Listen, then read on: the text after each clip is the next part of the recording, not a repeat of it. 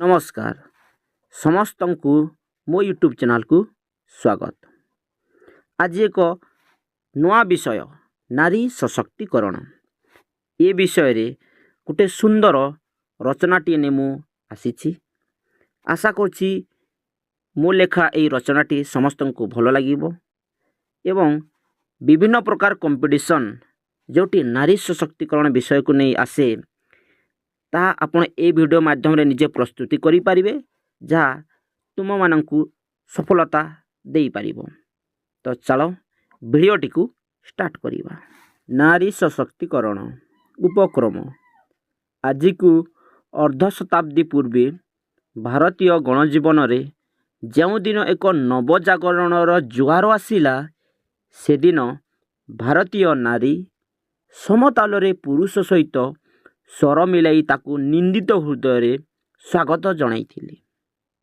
समाज रे दुईटी मुख्य अंग हैला नारी और पुरुष। नारी और पुरुष भगवानकर अमृत सृष्टिर अमृत संतान। पुरुष मानक परी नारी माने समाज रे एक विराट अंश अटंती। आंभ मानकर जन्मभूमि सुप्राचीन भारत वर्ष रे मध्य नारी शिक्षार प्रचलन थिला। जेपरी कहा जाइछि जे आजिर छात्र कालीर नागरिक सेहीपरी एक उक्त परिवेश रे समाहित हेबा दरकार जे आजिर नारी भविष्यतर सम्मान।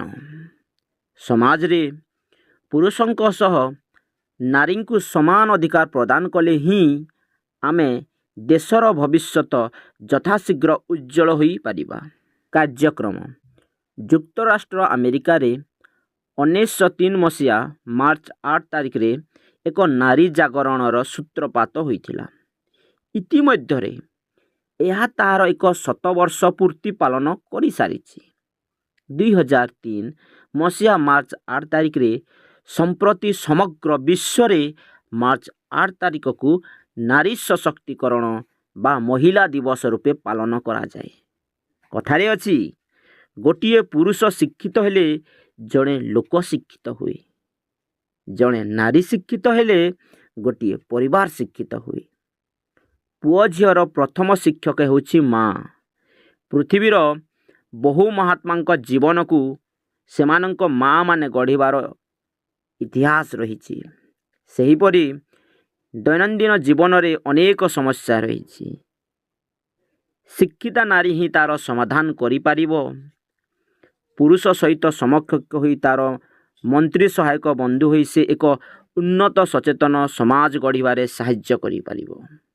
एही सबु दृष्टिरु नारी शिक्षा एकांत आवश्यक।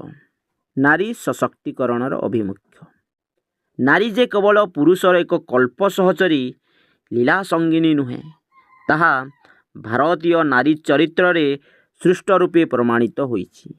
नारी सशक्तिकरणर अर्थ हेउछि नारीर प्रतिभार उपयोग करी सामाजिक प्रगति को त्वरान्वित कराइबा।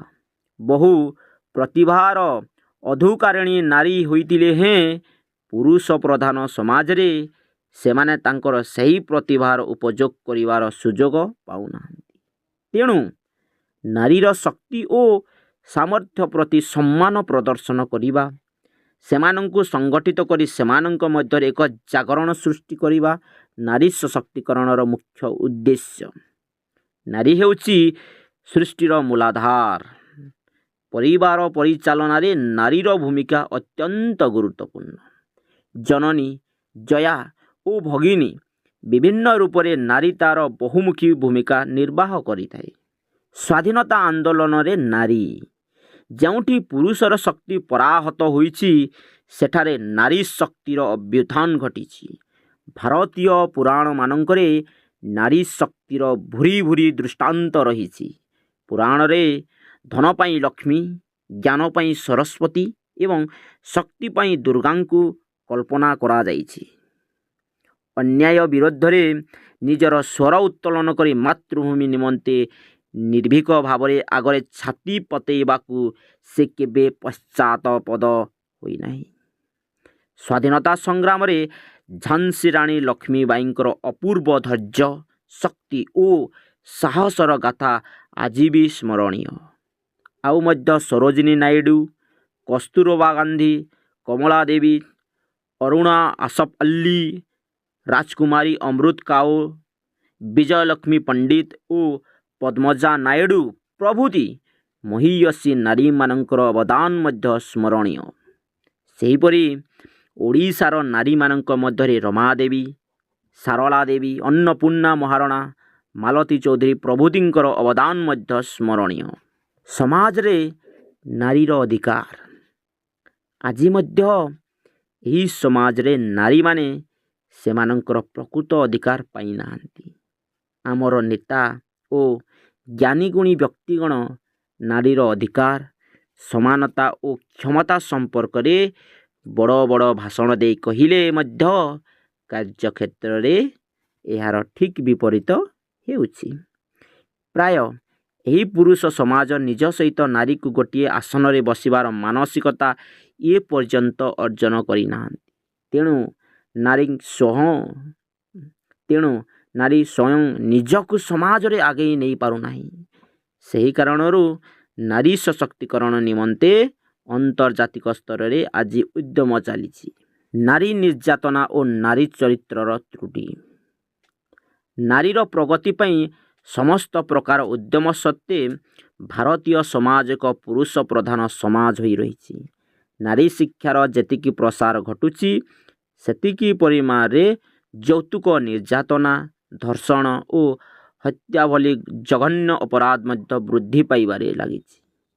ନାରୀ ଏକ ଭୋଗ୍ୟ ସାମଗ୍ରୀ ଭାବରେ ବିବେଚିତ ହେଉଛି। ତା'ର ଦେହର ସୌନ୍ଦର୍ଯ୍ୟ ହେଉଛି ବଜାରର ପଣ୍ୟଦ୍ରବ୍ୟ। ସିନେମା, ଥିଏଟର, ଦୂରଦର୍ଶନ ଇତ୍ୟାଦିରେ ତା'ର ନଗ୍ନତାକୁ ଉପଯୋଗ କରି ପୁରୁଷର ଦୃଷ୍ଟିକୁ କଳୁଷିତ କରାଯାଉଛି। ଆଧୁନିକ ଯୁଗର ଶିକ୍ଷିତ ନାରୀ ସ୍ୱୟଂ ଏହି ଭ୍ରଷ୍ଟତା ନିମନ୍ତେ ଦାୟୀ। ଆଧୁନିକତା ନାମରେ ସ୍ୱେଚ୍ଛାଚାରିତାକୁ ପ୍ରଶ୍ରୟ ଦେଇ ସେ କେବଳ ପୁରୁଷର କାମନାରେ ଇନ୍ଧନ ଯୋଗାଉଛି। ସୁତରାଂ ନାରୀକୁ କେବଳ ଅଧିକାର ବା ସ୍ୱାଧିକାର ପ୍ରଦାନ କଲେ ହେବ ନାହିଁ। ସମାଜକୁ କିଭଳି ଭଦ୍ର, ମାର୍ଜିତ ଓ ରୁଚିପୂର୍ଣ୍ଣ କରିବାକୁ ହେବ, ସେ ବିଷୟରେ ଚିନ୍ତା କରିବାକୁ ହେବ। ନାରୀ ଶିକ୍ଷା। ଏକ ପୁତ୍ର ଶିଶୁକୁ ଯେପରି ଉପଯୁକ୍ତ ବିଦ୍ୟା ଅର୍ଜନ କରାଇ ଶ୍ରେଷ୍ଠ କରାଯାଉଛି, ଠିକ୍ ସେହିପରି ଏକ ଶିଶୁକନ୍ୟାକୁ ମଧ୍ୟ କରାଇବା ଦରକାର। ଏପରି ଏକ ଆତ୍ମବିଶ୍ୱାସ ସେମାନଙ୍କ ମନରେ ସୃଷ୍ଟି କରିବା, କୌଣସି କ୍ଷେତ୍ରରେ ସେମାନଙ୍କୁ ହୀନ ଦୃଷ୍ଟିରେ ନ ଦେଖିବା, ପୁରୁଷ ପରି ନାରୀ ମଧ୍ୟ ସମସ୍ତ ଅଧିକାର ପାଇବା ଯୋଗ୍ୟ, ଏପରି ଚିନ୍ତାଧାରାର ଉଦ୍ରେକ ହେବା ଅତ୍ୟନ୍ତ ଜରୁରୀ। ବର୍ତ୍ତମାନ ଯୋଗ୍ୟତା, ଶିକ୍ଷା, ପ୍ରତିଭା, ଜ୍ଞାନ ପ୍ରତ୍ୟେକ କ୍ଷେତ୍ରରେ ନାରୀ ପୁରୁଷ ସହିତ ସମକକ୍ଷ, ଏପରିକି କେତେକ କ୍ଷେତ୍ରରେ ମଧ୍ୟ ଅଧିକ ସାମର୍ଥ୍ୟ। ଉପସଂହାର। ପୁରୁଷ ଓ ନାରୀ ମୁଦ୍ରାର ଦୁଇ ପାର୍ଶ୍ୱ ସଦୃଶ। ନାରୀ କେବେ ଦୁର୍ବଳ ନୁହେଁ, ସେ ଅସୀମ ଶକ୍ତିର ଆଧାର। ନାରୀମାନଙ୍କୁ ପୁରୁଷମାନଙ୍କ ପରି ସବୁ କ୍ଷେତ୍ରରେ ସମାନ ସୁବିଧା ସୁଯୋଗ ଦିଆଗଲେ ଆମ ସମାଜ ତଥା ରାଷ୍ଟ୍ର ଆହୁରି ଅଗ୍ରଗତି କରିବ। ଧନ୍ୟବାଦ।